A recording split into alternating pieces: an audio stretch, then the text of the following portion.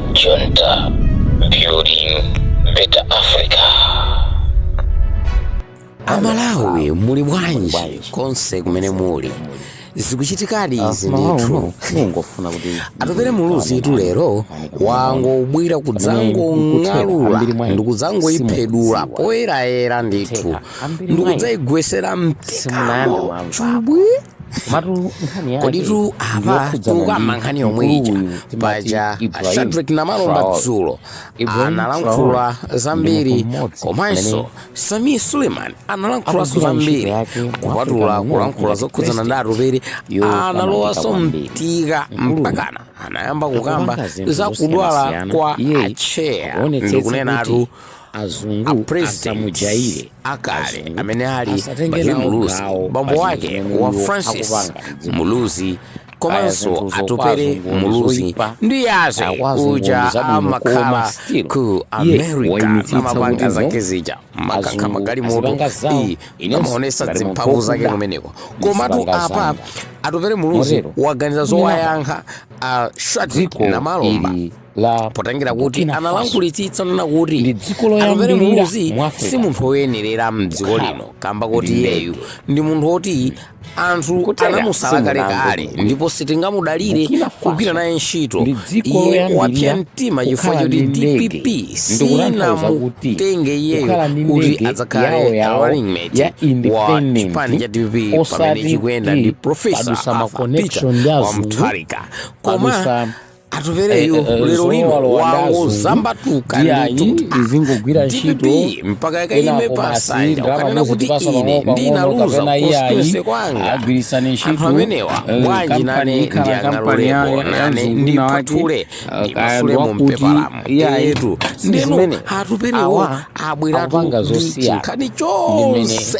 kuti chinachitika mchiyani kuti iwo akapeze mavoti 200,000 votes okha mu chaka chija cha 2024 tikumbusane apa I mean 2019 tikumbusane apa mchaka cha 2019 mavoti yake anazabwerezedwa kamba kuti kunali Timpex uja ni milandu kale ndipo Atupelewo akuchita kusindika kuti mavoti 200,000 aja ndinachita kupatsidwa chifukwa choti ena mwa mavoti yanga analata nyomoledwamo analata tengedwa ndicho linga choti DPP ikwanise kupambana koma chifukwa choti ndinali kumbuyo kwa DPP na running mate wawo that's why ndinasankha kukhala chete ndinakonda dziko osati mapokoso kapena zibonyongo etu kapena kuti mademo aja chifukwa ndinali nako kuthekera mphamvu zonse nanenso kajoyina mademo aja ndikupanga nawo zonse zimene nakupangidwa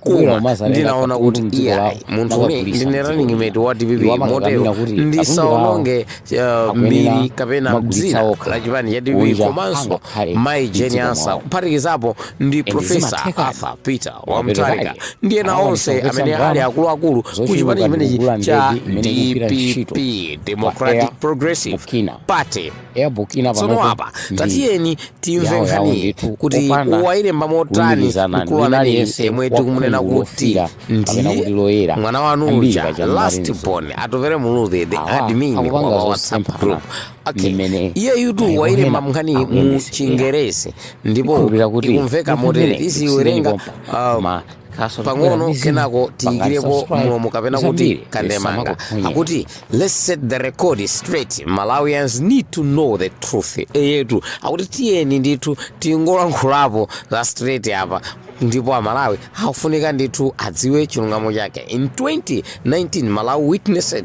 one of the most continuous elections in its history, an election marred by serious irregularities and widespread manipulation. It was a stolen elections. Hey, akutitu mu 2019 ndi chaka chimene Malawi inapezana ndithu kapena kuti inachitira umboni kuvota kapena kuti zisankho zopitirira mu mbiri ya mdziko lathu lino la Malawi pamene anthu ndithu asirias aja anapanga ndithu zawo zosayenera ndikupanga ndithu zokuba mavoti ndipo anakwanitsadi mchaka chimenecho. Komabe tiyeni tiyipitirize. You gave me your trust, but the system gave me just 200,000 votes and deposited me out of own constituency. I nullified elections. I choose silence not because I was defeated, but because I believed in peace over protest. I put Malawi first.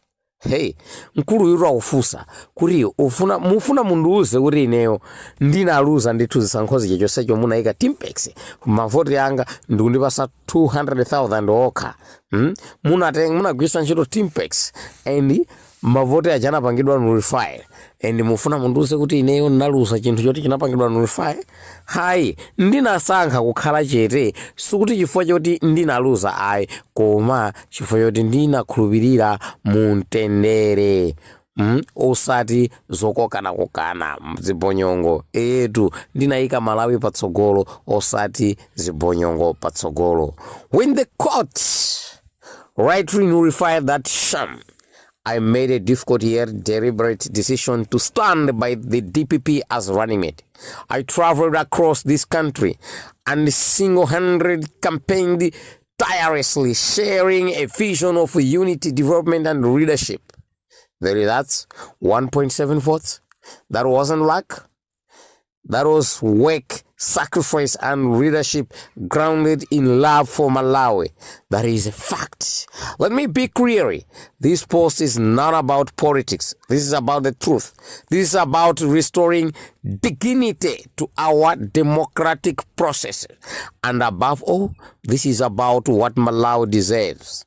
Leaders who are honest with the people, who aim their trust, and who deliver results through actions, not noise. We must never forget where we have come from, but even more, we must be bold about where we are going.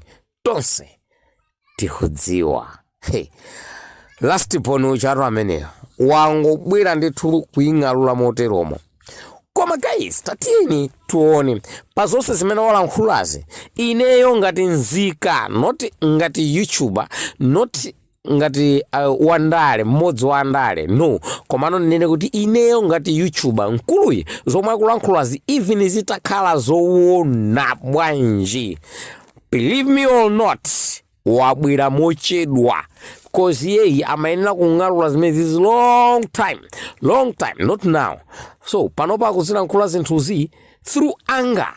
Okay, so when you come out with something, your speech, no matter how truth you are, no matter how honest you are, but the moment you have gone through all the process, going with those people that you are accusing now, and you was happy with them, you did campaign for them, if you know that they rob you, if you know that they did a wrong thing, and you did campaign for them, it was you who was going up and down. It was you who did campaign in 75%, and the rest was other people who you find on that party you call DPP. So now you come with this message. Oh, brother, my fellow Malawians, let me say this now. This guy is indeed a baby boy, is indeed a last born, is indeed admin for WhatsApp group. Because someone who know the truth, you can't come out and trying to convince people to follow the same people that they did wrong, and now you run away on their side. Oh, uyudi ai mukhulupirire na Malawi mwakufuna kwanu, koma mkulu uyu angachimwitse motero. Kwa lero ndisire pompa, pangani subscribe kuti zambiri samakuphonyeni. Komano tikuyeneranso kuwunikira bwino lomwe kuti Samia Suleiman zimene walankhula zija dzulo akuyenera kudziwa onena kuti chipanda che amene akumunyozayo DPP bwezi kulibe. It was Bagil Muluzi who bring Bingu wa Mutharika, and Bingu anakwanisa kuba ufumu ndikulowesa kwina komwe kunkupanga form chipani chake cha DPP. Motero kunyoza DPP, kunyoza chair, it's a big mistake. It's a big mistake. No matter what Atupele did, but DPP kunyoza chair, it's a big mistake. Zimene DPP si wenena kupanga. At least mwina kungomudzudzula Atupele oyo ma speech mwanu osakhudzapo pakana kukanena za kudwala kwa chair. Bobo ineyo siningayikire kumbuyo zimenezo. Bobo Sulemani, hai kupepesa kwanu kwamveka. Ine nene kuti kupepesa kwanu kwamveka ndipo ine ndakulandira, ndipo mmayenera kupepesa simunalankhule bwino. Motero pangani subscribe pamene tikubweranso ndi nkhani zina zosiyanasiyana. Kani pomwepo tsatsani malonda anu pa machanelo awa. Makosana with 100 plus subscribers. BS Malawi with 100 plus subscribers. Hot 265 with 90,000 plus subscribers.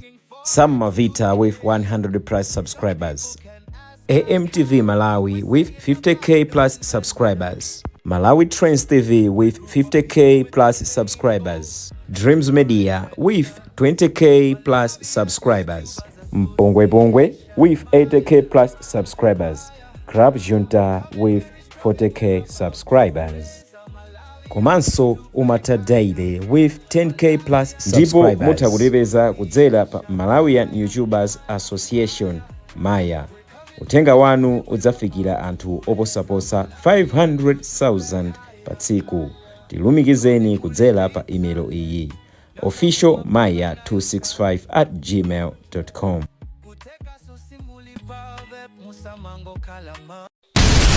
Club Junta, building better Africa.